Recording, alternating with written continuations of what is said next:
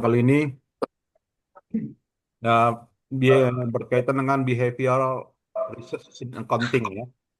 Nah, di pada pertemuan sebelumnya kita udah melihat ya bagaimana uh, beberapa riset-riset akuntansi yang terkait, terutama yang ditopang oleh pendekatan positive accounting theory ya. Di antaranya adalah riset capital market.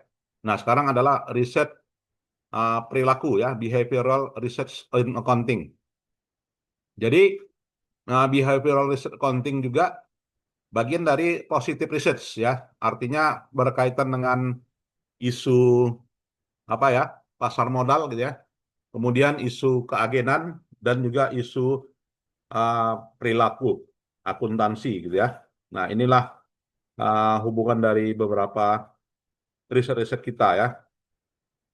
Nah, kemudian dalam behavioral research accounting di sini uh, riset pasar modal kalau itu kecenderungannya adalah untuk apa ya, untuk makro gitu ya, melihat posisi pasar secara makro gitu ya. Nah, sedangkan behavioral research itu secara mikro. Nah, ini bedanya antara behavioral dengan yang bukan behavioral gitu ya. Nah, jadi ini skopnya. Dan apa ya, dan juga riset pasar modal dan juga teori keagenan itu hubungannya adalah hubungan ekonomi ya, dan asumsinya adalah setiap orang yang secara rasional ingin memaksimalkan pendapatannya.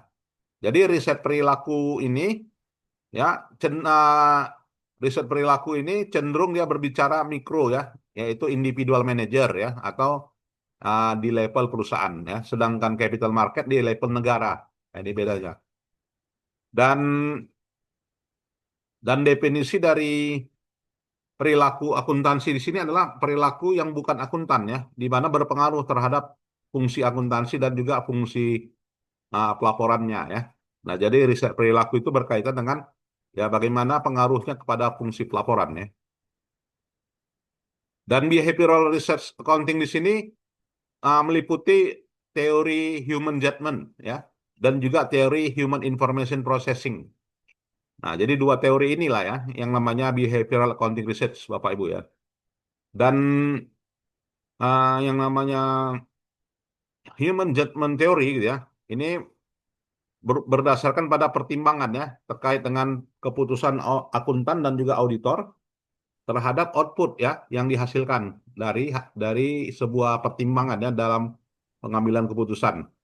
Bertujuan untuk menjelaskan ya dan juga memprediksi perilaku dan juga pengambilan keputusan. Kira-kira behavioral research accounting itu kenapa diperlukan? Nah, karena behavioral research accounting itu diperlukan karena mencakup orang, personal gitu ya, dan juga prosesnya dalam penyajian informasi akuntansi, sehingga behavioral research accounting teori itu diperlukan. Serta memberikan nilai lain gitu ya. Nilai lain yaitu perbedaan pengambilan keputusan yang dihasilkan serta prosesnya ya, prosesnya. Dan behavioral research accounting di sini menyediakan informasi ya untuk para regulator, terutama regulator akuntansi seperti misalnya OJK misalnya ya. Dan praktiknya ya, cara bekerjanya adalah bagaimana melihat akuntan itu bekerja dan juga profesionalismenya. Nah, ini cenderung yang namanya behavioral research accounting. Dan pengembangannya kapan gitu ya. Jadi human judgment theory itu dikembangkan tahun 54. Kemudian behavioral research accounting itu tahun 67 ya. 30 tahun kemudian ya, dikembangkan lagi ya untuk hubungannya dengan ilmu auditing, kemudian juga dihubungkan juga dengan Brunswick model ya.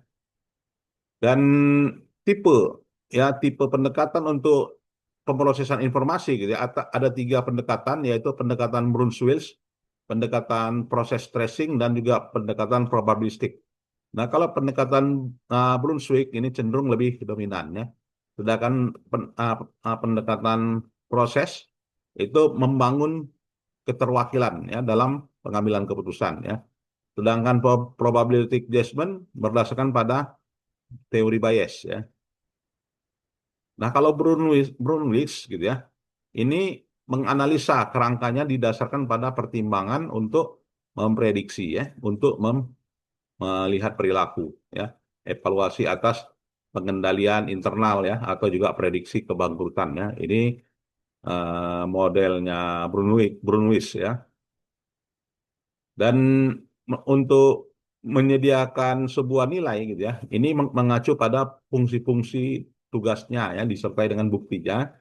Kemudian juga adanya keputusan yang berimplikasi terkait dengan penyajian informasi dan juga secara relatif berkaitan dengan pengambilan keputusan dan juga apa ya, sirkumnya berkaitan dengan model perilaku manusia ya. Dan model Brunwich di sini cenderung lebih stabil ya, lebih stable nah, dibanding dengan human judgment theory ya. Dan juga derajat kebebasan dalam pengambilan keputusan menggunakan data ya, serta konsensus dalam menampilkan apa ya, menampilkan fungsi-fungsi pengambilan keputusan itu ada ya.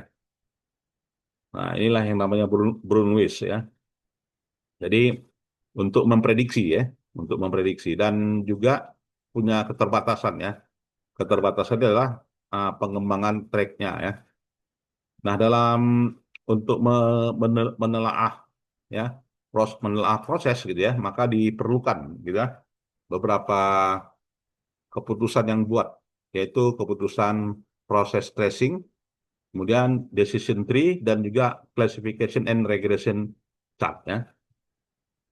Dan berkaitan dengan yang namanya probabilistik juga berkaitan dengan behavioral accounting research juga menggunakan pertimbangan probabilistik ya. Artinya evaluasi dan juga prediksi berdasarkan data ya. Nah, kalau dia menggunakan lens model gitu ya, melihat keakuratan dalam memprediksi kesalahan proses bisnis ya. Kemudian mengembangkan model human behavior. Kemudian mengembangkan information overload dan juga mempertimbangkan unsur judgment. Nah, ini saya kira. Dan model Brunwich juga di sini menelaah ya yang berbeda dengan teknologi yang sama ya, yang bertujuan untuk melakukan pemodelan dalam prosesnya secara lengkap. Nah, inilah ya, jadi berkaitan dengan teori uh, human judgment theory ya. Nah, jadi kalau kita lihat bagaimana dalam penyajian laporan keuangan ya, perkembangannya di tahun 69, tahun 70 ya. Nah, ini berubah sudut pandang ya, atau berubah tampilan ya. Dan format penyajian laporan keuangan ya bisa menggunakan grafik, bisa menggunakan warna ya, atau juga gabungannya ya, mix. Dan aturannya ditetapkan yaitu keterwakilan, kemudian ketersediaan, kemudian juga penyesuaiannya. Dan harus ada expert judgment ya, dan juga aturan-aturan yang ditetapkan. Nah, jadi yang namanya keterwakilan di sini berdasarkan pada eh, porsi-porsi yang khusus ya dari masing-masing dari item yang membedakan ya item itu dengan keterwakilan populasi ya. Dan behavioral accounting research di sini punya keterbatasan juga ya.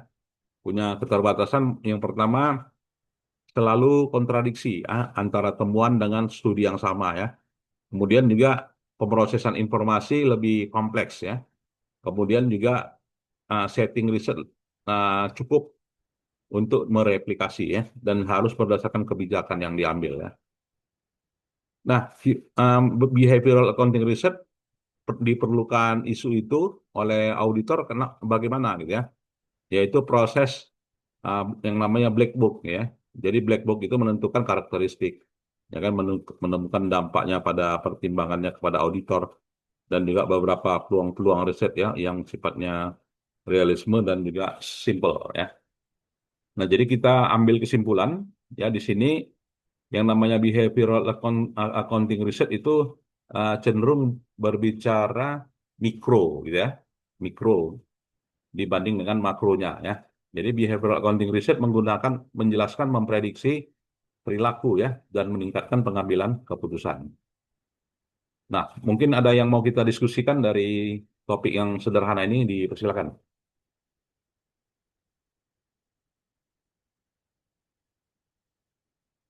Ya, Pak, izin Pak, saya mau Ya, bertanya dulu. silakan Pak. Pak, melihat dia accounting riset berurutansi ya Pak, perilaku akuntansi ya Pak ya, akuntansi keperlakuan ya Pak ya. Saya mau menanyakan Pak, bagaimana akuntansi perilaku ini dapat digunakan untuk meningkatkan efektivitas sistem akuntansi Pak? Terima kasih Pak. Ya, jadi behavioral accounting research accounting di sini diperlukan untuk skala perusahaan, ya kan, dan skala manajer. Nah, jadi bagaimana upaya optimalisasi meningkatkan pengendalian internal gitu ya. Maka lihat perilakunya, perilaku manajernya gitu kan, dan juga uh, internal yang ada di perusahaan lebih tepat gitu ya. Jadi behavioral accounting research mengamati hal itu. Nah, jadi cenderung mengamati aspek mikro ya dibanding dengan aspek makro. Itu saya kira. Mungkin ada lagi? Baik Pak. Ya, Eh, Iya Pak, izin Pak ya, menanggapi yang Bapak sampaikan Pak. ya. Eh, Kalau berarti memang ini mikro ya Pak ya, bukan secara makro. Artinya ini hanya berlaku untuk satu perusahaan situ itu aja ya Pak ya, nggak secara umum ya Pak ya. Ya, betul, Pak. Jadi dia topik behavioral accounting research itu mengamati individual gitu ya, dan juga mengamati personal ya, atau juga mengamati organisasi secara yang paling besarnya lah ya. Jadi kalau berbicara yang untuk makronya gitu ya, maka riset pasar modal lebih lebih nyaman gitu ya. Jadi behavioral accounting research itu kita nggak bisa mengamati negara gitu kan, kita nggak bisa mengamati dunia, tetapi kita bisa mengamati individu ya, personel, orang gitu kan, manajer, atau juga bisa mengamati perusahaan. Nah, ini yang namanya behavioral research accounting. Dan kalau kita mau Lebih mengamati ke perilaku, misalnya motivasi gitu kan, kemudian niat misalnya kan, nah maka kita harus ambil teorinya gitu ya, yang namanya ya teori human judgment theory, kemudian menggunakan teori apa ya, menggunakan teori human information processing ya, berkaitan dengan pemrosesan teknologi informasi. Itu saya kira. Ya, silakan. lebih ke internal ya Pak ya. Ini lebih Betul. penilaiannya lebih ke internal ya Pak ya. Oke Ya, oke Pak. lebih ke Thank you Pak. internal, Pak. Jadi bukan ke makro ya, bukan bukan ke eksternal ya, tetapi pada internal. Itulah Oke. yang banyak. Silakan ya. Jadi kalau ingin mau meneliti behavioral research accounting teori, ini harus masuk yang namanya teori human judgment ya, dan teori human information processing. Ini saya kira. Ada lagi, Bapak Ibu? Ya, ini apa ya? Satu usulnya masih internal server error ini. Jadi absen nanti saya absen, Bapak Ibu hadir semua ya. Ya, Ya, hadir enam orang ya. Baik, saya kira itu saja ya. Nah, karena sangat padat sekali jadwal hari ini. Terima kasih. Selamat siang. Assalamualaikum warahmatullahi wabarakatuh. Terima Baik, kasih Pak. meninggalkan ruangan. Bapak Ibu. Terima kasih Pak. Ya, sama-sama.